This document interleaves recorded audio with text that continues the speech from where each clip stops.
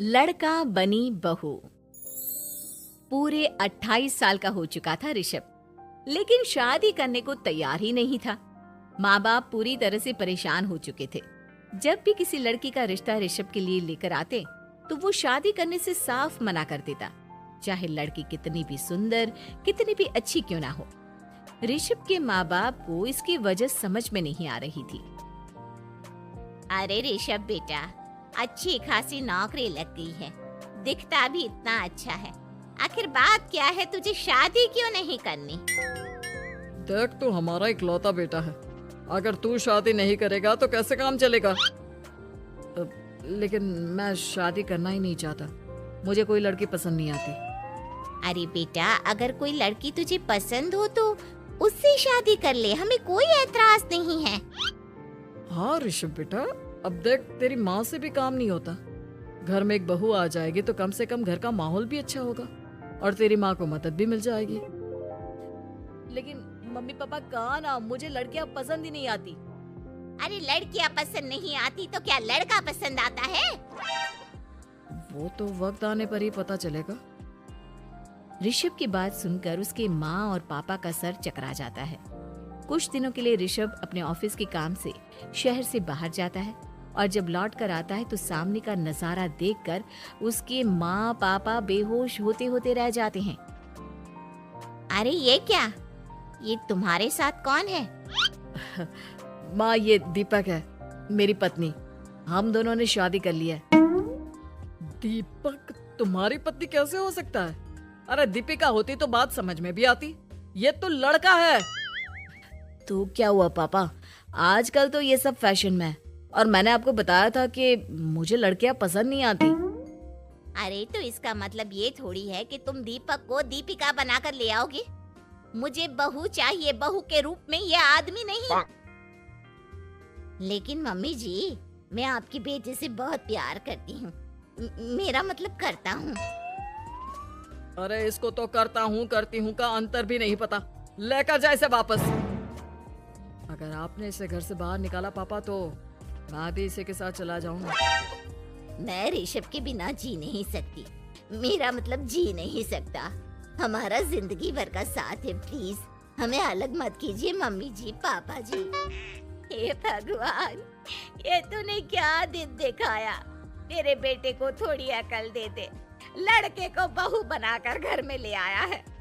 अब क्या होगा, हम दुनिया को क्या मुंह दिखाएंगे? माँ, बेकार में परेशान हो रही हो। दीपक आपके सारे काम करेगी और एक अच्छी बहू की तरह आपके साथ रहेगी, देखना। पहले तो खुद तो क्लियर कर ले कि ये कुछ करेगा या करेगी, बाद में हम सोचते हैं कि हम क्या करें। बहू के आने के बाद क्या करते हैं, मुंह दिखाई की रस्म, तो आप भी वही कर लीजिए। आप चाहे तो मैं पूरे मोहल्ले में न्योता दे आती हूँ। अरे रहने दे, तेरी वजह से बेइज्जती और ज्यादा होगी। आई बड़ी, अब मेरा मतलब है आया बड़ा न्योता देने वाला। अगले दिन सुबह के वक्त दीपक बड़ी नजाकत से चलता हुआ सबके लिए चाय बनाकर सुबह सुबह बालकनी में आ जाता है। प्रणाम मम्मी जी, प्रणाम पापा जी। ये देखिए, चाय बिल्कुल आपकी पसंद की है। मुझे ऋषभ ने सब कुछ बता दिया था कि आपको क्या क्या पसंद है। हे भगवान, ये सब क्या हो रहा है? ये क्या नौटंकी है? नौटंकी कहाँ है? माँ देखिए तो, मेरा दीपक आपका कितना ख्याल रख रहा है। लाओ, अब जो भी है, जैसी भी है, चाय पियेंगे ही सही। थोड़ी देर के बाद, वैसे दीपक, चाय तो तुमने बहुत अच्छी बनाई है, चलो कुछ तो अच्छा हुआ। अगले दिन, अजी सुनते हैं, आज पैरों में बड़ा दर्द हो रहा है, लग रहा है घुटनों में फिर से कुछ न कुछ प्रॉब्लम हो रही है। डॉक्टर ने वो दवाई दी थी, उसकी मालिश करो ना अपने घुटनों पर, आराम मिल जाएगा। वो क्या है ना, खुद के हाथों से ठीक से मालिश नहीं हो पाती। अरे मम्मी जी, आपको परेशान होने की क्या जरूरत है, मैं हूँ ना, लाइए मैं आपके पैरों पर मालिश कर देता हूँ, मेरा मतलब कर देती हूँ। अरे रहने दे, रहने दे, घर में बहू होती तो सेवा करती, यहाँ तो आदमी बहू बनकर बैठा हुआ है। मम्मी जी नाराज मत होइए, एक बार मुझे मौका तो दीजिए आपकी सेवा करने का। अच्छा ठीक है, ये ले दवाई लगा दे। दीपक बहुत अच्छे तरीके से घुटनों की मालिश करता है। थोड़ी देर के बाद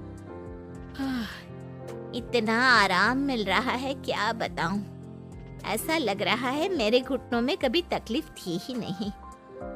लगता है तुम्हारी लड़का बनी हुई बहू तुम्हें पसंद आने लगी है। ऐसा कुछ भी नहीं है, वो तो बस इतने अच्छे से मालिश की इसलिए मैंने इसकी तारीफ कर दी। मम्मी जी पापा जी आपस में लड़ाई नहीं करते। अच्छा आप ये बताइए शाम के खाने में क्या खाएंगे? पनीर, दाल मखनी, पुलाव, कुछ भी स्पेशल बता दीजिए। अरे भाई ये सारी चीजें मुझे तो खाने में बहुत ही पसंद है। तुम क्या कोई औरत हो जो पनीर दाल मखनी बनाओगी? हाँ, अरे लड़का हो तो लड़के की तरह बिहेव किया करो ना। भले ही मैं लड़का हूँ तो क्या हुआ, अब तो मैं ऋषभ की पत्नी और आपके घर की बहू हूँ, तो मुझे उसी तरह से रहना पड़ेगा ना। अच्छा ठीक है, जो तुम्हें पसंद है बना लो। आदमी रसोई में खाना बनाते हुए कैसे लगते हैं, जरा मैं भी तो देखूं। शाम को दीपक सबके लिए अच्छा सा खाना बनाकर डाइनिंग टेबल पर लगा देता है। ऋषभ ऑफिस से जब लौट कर आता है, सब लोग खाना खाने के लिए बैठ जाते हैं। अरे वाह, क्या गजब का पनीर और दाल मखनी बनाई है। ऐसा जायका तो होटल के खाने में भी नहीं आता। दीपक, कितना अच्छा खाना बनाती हो, मेरा मतलब बनाते हो। तुम्हारी इसी अदा की वजह से तो मुझे तुमसे प्यार हो गया। अरे बहुत हो गया, आदमी होकर आदमी से प्यार करते हो। अरे लेकिन कुछ भी कहो, जरा खाना खा कर तो देखो ऋषभ की माँ, मजा आ जाएगा। हाँ वैसे बात तो आपकी सही है, खाना तो वाकई में लाजवाब है। इतना स्वादिष्ट पनीर तो मैंने अपनी जिंदगी में नहीं खाया।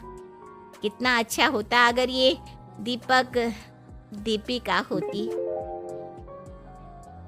और फिर अगली सुबह कुछ ऐसा होता है जिसे देखकर ऋषभ के माँ और पापा ना केवल खुश होते हैं बल्कि हैरानी से उनकी आंखें फटी की फटी रह जाती हैं। उन्होंने जो नजारा अपनी आंखों के सामने देखा उसे देखकर उन्हें अपने आप पर भरोसा नहीं हुआ। सुबह का वक्त था, सब लोग बालकनी में बैठकर सुबह की चाय का इंतजार कर रहे थे। तभी रसोई में से एक बहुत ही खूबसूरत लड़की, जिसके लंबे लंबे बाल थे और जिसने साड़ी पहनी हुई थी, हाथ में चाय की ट्रे लेकर वहाँ आती है। अरे ये कौन है? रातों रात हमारा लड़की बहू बन गया क्या? मुझे लगता है कोई सपना देख रहा है। इतनी सुंदर बहू तो हमने सपने में भी नहीं देखी। देखा माँ, जादू हो गया, जादू। अरे लेकिन ये है कौन? तुम्हारा वो आदमी वाला पत्नी कहाँ चला गया? आपने मुझे पहचाना नहीं? मैं दीपक नहीं, दीपिका हूँ। इतने दिन से लड़के के कपड़े पहनकर आपके घर में आपकी बहू बनी हुई थी। माँ ये दीपक नहीं, दरअसल ये दीपिका थी, लेकिन इसे लड़कों की तरह रहने का शौक था और इसे लड़की की तरह रहना मंजूर नहीं था, इसलिए मैं इसे लड़के के रूप में आपकी बहू बनाकर यहाँ ले आया। तो फिर अचानक ये उसका हृदय परिवर्तन और रूप परिवर्तन कैसे हो गया? वो क्या है ना, मुझे बाद में एहसास हुआ कि आप लोग इस बात को लेकर बहुत दुखी हैं कि आपकी बेटी ने एक लड़की के साथ शादी की है, इसलिए मैं अपने असली रूप में वापस आ गई। हमने कोई पुण्य कर्म किए होंगे जो तुम्हारे जैसा, मेरा मतलब तुम्हारे जैसी बहू मिली, इतनी खूबसूरत और इतना ख्याल रखने वाली। भला हो भगवान का कि हमें लड़की बहू मिली है।